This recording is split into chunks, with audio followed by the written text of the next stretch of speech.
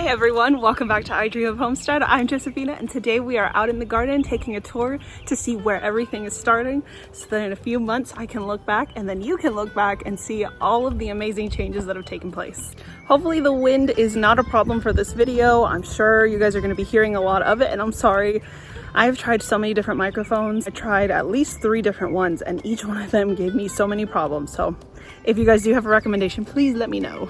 Aside from the fact that clearly the garden needs some weed eating, along the front I've got lots of different berry bushes growing. So I've got some raspberry, blackberry, blueberry, and even pink lemonade blueberry. That one was a gift from my mom. I'd never heard of it, but I think it's pretty freaking cool. In this grow bag, I've got some roselle. And if you look really closely, there's a little seed sprouting right inside. There's 2 because I put 2 in each bag just in case. Here I planted some chamomile, echinacea, some dwarf sunflowers, and in the middle I've got chives that are starting to go to seed. Here at the entrance, I've got lots of pretty flowers. Yarrow that I put in last year, rosemary, and sweet williams that I put in last year. Those are already ending their beautiful bloomy season. And then down here I've got some black hollyhocks. I saw those for the first time on Roots and Refuge and I fell in love. And then when my grandma passed away and I happened to come across some bare root at the store, I knew I just had to get it. On the opposite side of the entry is a lady in red climbing rose. I got these last year bare root after my godmother passed away from COVID. And so red roses were her favorite and I really wanted something in the garden for her. I wish there were some blooms on it. You can see that some are gonna open up soon. They are absolutely magnificent. I love them so much. And like I said, this was bare root, so it was like a tiny little nothing. And now it has gone to this, and I hope one day it'll come all the way up and across. Behind it, I have some sage seeds. And then in the bed right next to that, in the front, I've got some ground cherry here in the middle, and then 3 Anaheim peppers all around, along with some cosmos at the corners there. And in this grow bag right next to it, you can see my little roselle seeds sprouting.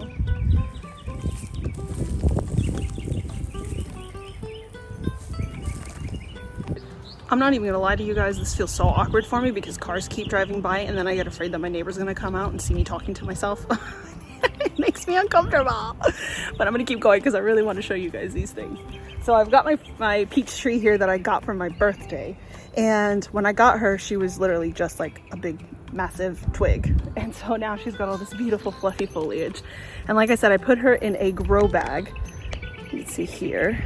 I know that with fruit trees you're supposed to be pinching off the fruit that comes off of it for the first couple of years so that it can focus on the root system, but this doesn't really have a root system in the ground, so I'm wondering if the same applies while it's in a grow bag. So all of you who know a whole lot about peach trees, please let me know what to do with these 2 beautiful little peaches that are growing right here. Should I pluck them off or should I just leave them and let the tree do its thing?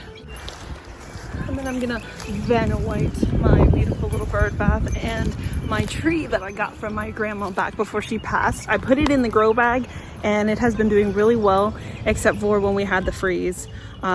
It was just a really big shift from being really nice and warm and a good temperature to freezing cold, and so I think that shocked her because there were other freezes that happened during the year that did not cause any problems, and so I got rid of all her leaves. And if you look closely, which I'm not gonna put you guys through that, you can see all these little tiny green nubs starting to form on the branches, which tell me leaves are coming. And now I'm gonna show you guys some of the beds starting from the back end and moving over to the right. This bed, I had attempted to do some red onion from seeds and literally only 2 survived, but honestly, I did not take very good care of them. I have oregano that was from a started plant last year that was super tiny, and I have been plucking what I can from this oregano. I'm gonna have to pull up a bunch and dry it because it's just taken over the bed. And then I have some dahlias from last year that came back, and look at how absolutely beautiful these are. And then here you can see coming up, they're planted all along here, but I've got some pinto beans.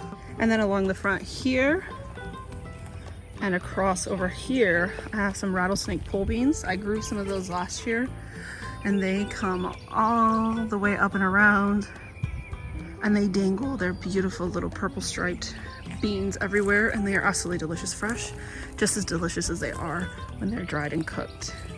On the front of the bed, I have some marjoram seeds that I put down. That was just a few days ago, so I'm not expecting those to come up just yet. And it's gonna rain soon, so they're about to get watered. Here is my garlic bed that I planted back in October. And they are starting to turn yellow, which means I know that very soon I'll be getting to harvest these, hopefully next month, possibly July.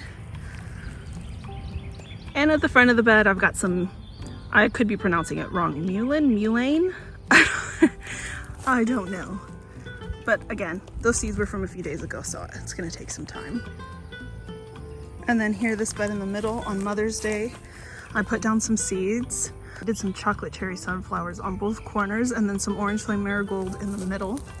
And then I got these 2 San Marzano tomato plants from my trip to Roots and Refuge. And then I put a little basil plant in between them, just in case. So they've got the marigold on the corner here, and then they've got the basil in the middle, which will hopefully help with the bugs. And then along the back here, these 3 are some guajillo chili plants. And over here, red bell pepper, because it is my daughter's and she absolutely loves them. I did have to get a start because I completely forgot to start it on my own. So I had to buy that one. And then on the end of the bed, I planted some zinnia. And this is a lily that was here from last year. And clearly she is about to give off a ton of beautiful blooms. So I'm about to show you guys this, and I don't want any judgment. You can laugh at me if you know that this is not gonna work. But I obviously started a ton of pepper plants, and I sold several of them, and then I gave some of them away.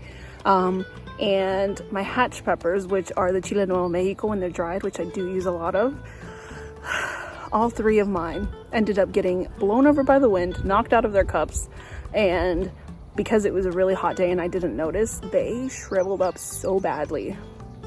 One of them was beyond saving. The other 2, and I know they look rough, guys, but I'm gonna show you anyways. The other 2 look like this, and their root system was still white, so I figured I'm gonna give them a chance. If they grow, fantastic. They'll probably be stunted and they won't give me as much fruit, but it's better than nothing. And if they don't, at least I tried, because these are the only ones that I have left, and I'm so sad to not have any hatch peppers to dry. But I do notice, I don't know if you can see, there's like little tiny greens starting to sprout. So I'm just gonna keep sprinkling lovely, good, happy vibes on those little plants every time I walk by, and giving them some love to encourage them to grow, because I really want my Chile Nuevo Mexico. I know these are good, guys, for the garden. I have not been able to put bird food in this because there's a little wasp nest growing inside of it. And I know that they're good for the garden, especially for tomato hornworms, but I don't know what to do. So if any of you have any advice on relocating that somehow, or how to get rid of them, just like not there in that specific spot, like they could move somewhere else and it's cool, let me know. Here I've got some dahlia, some chilepuya, and it's the same case with this one. Just one of my chilepuya ended up getting knocked over, but the stem has strengthened up. There are little leaves coming out of it, and it's gotten taller since I put it in, so I'm not giving up hope. Some lemon thyme. And I love rubbing my fingers through this and smelling it. Oh, it smells like lemon candy. More herbs in the front. Here's already a little oopsie. I forgot to mark what peppers these are. Thankfully, I did write it in my notebook, so when I get back inside, I am going to write that down and stick it in there so that I don't forget. And then in this last bed over here, I've got some yarrow from last year. I planted a watermelon seed over there and a cucumber here. And then along the front, I have some tiger melon. And you can see one that sprouted right here. The other one hasn't come up, so if it doesn't, then I'm going to plant a new one. It's the same along this side. I did 2 tiger melon over here. And then I have a mammoth sunflower planted here. I've got some lemon thyme growing here. And then down here I have some marjoram. Some calendula seeds are sprouting, and then a mammoth sunflower.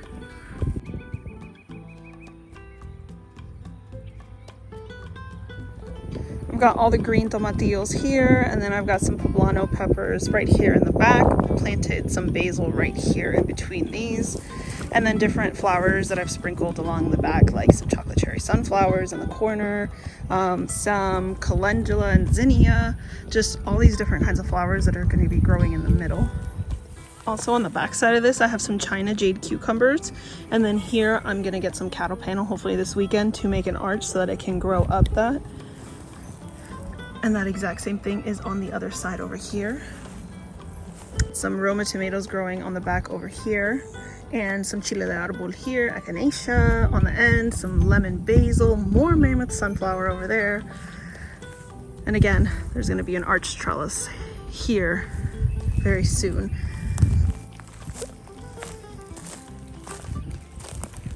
This is going to be my zucchini bed. You can see one of them right here. And then I did one on the opposite corner over there. That way, hopefully they'll grow this way and this way.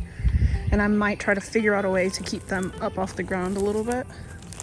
Corners, I've got chocolate cherry sunflowers, and then I've got some marigold here and then marigold over there. In this bed, some Castelluto tomatoes, 3 of those here. Ooh, and I see some flowers, and I'm gonna, as much as I would love to have some tomatoes already, I need them to focus on setting those roots in. So I'm gonna let that go. So sorry. I got basil in between them. More mammoth sunflowers and calendulas and marigolds and some autumn beauty sunflowers. On this side, I've got some pimento peppers. And then here I have some slippery silks beans, just like on the opposite side of it.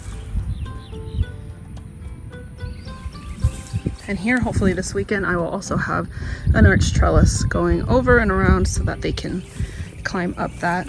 And then on the edges and the corners of the beds, I've got some autumn beauty sunflowers over here, chocolate cherry and some Gilead globe flowers over here. I got some jalapeno plants, cosmos, more mammoth sunflowers. All these lovely things are sprouting.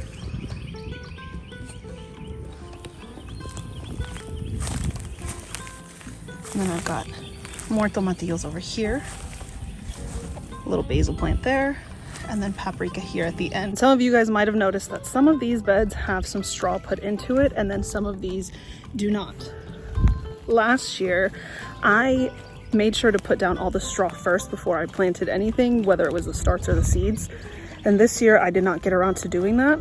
And so the ones that don't have straw in it, it's because some of those seeds haven't sprouted, and I don't want to put any of it down until they have, so that I don't accidentally cover them and then they end up not being able to sprout. I much prefer doing straw first and then putting in the plants and seeds, because then I don't have to worry about that and I don't have to go around picking weeds. So like in the beds where there is none, I am constantly having to go in there and pluck out little weeds that are starting to grow in it. But like I said, once the seeds sprout, then I am going to make sure to cover all that up with straw. I'll have to water less, deal with less weeds, and it'll just be much easier to deal with. I also want to show you guys this gift that I got from my sister-in-law for Mother's Day. It is this gorgeous pendant necklace. It looks like it's got some burlap in the back and some pressed flowers in it.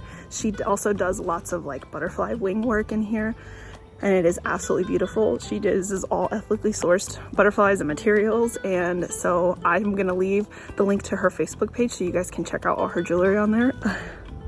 I am in absolute love. When she gave it to me, coincidentally, I was wearing a yellow shirt with little blue flowers all over it, and it was absolutely perfect. I am sitting out here on my hammock after I've done my garden tour and recorded it, and I was looking through some of the videos, and I am clearly a newbie at all of this stuff. The outside stuff I feel a little less confident in because there's a lot of cars driving by, and I've got a neighbor on one side of me. Like on this side, I have no neighbors, that's just my shed. But it's just trees as my neighbors, and so I've got one on one side, and it feels a little bit awkward for me right now as I am just getting started with the outdoor stuff. to have to record and feel like somebody might be listening to me, because I am an introvert and I am kind of a shy person. And so it makes me a little bit uncomfortable. So you guys might feel my discomfort, but I promise you that the more practice that I get, the more videos that come out, the more you're going to see kitchen me in the garden. So thank you guys for sticking around with me and for hanging out and walking through the garden with me to see where everything is starting and where everything is going to be once it has taken off and grown absolutely lovely and beautiful. And I can't wait to walk you through when I'm doing harvests and taking it inside and cooking things with you and troubleshooting any of the issues. It's gonna get better, I promise. And so thank you guys so much for sticking around. I hope you guys enjoyed. If you did, please give it a thumbs up. If you haven't already, I hope that you're willing to hit that subscribe button and stick around with me for a while on this journey to becoming a homesteader and to becoming a better YouTuber. I'll see you in the next one.